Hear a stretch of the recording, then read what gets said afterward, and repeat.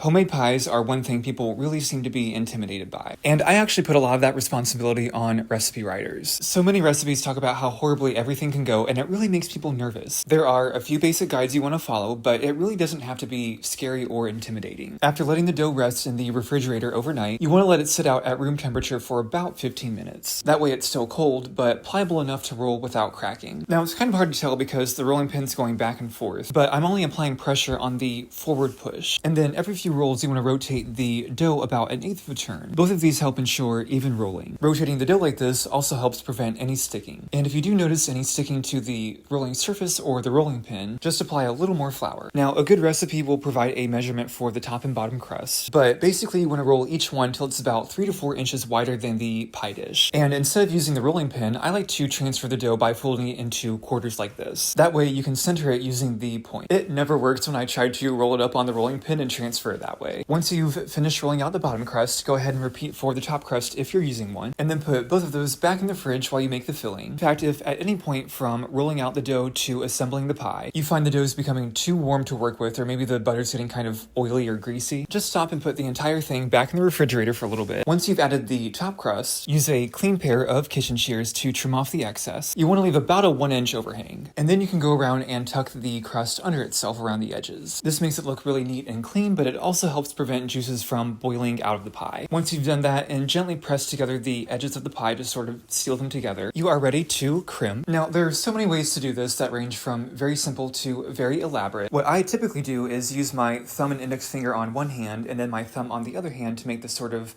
wavy or diamond pattern. Or you can just use a fork. And there you have it. Just brush the top with some egg wash and sprinkle with some sugar, and you are ready to bake. And if you're interested in learning how to make these leaf decorations, there's a guide in my classic apple pie video.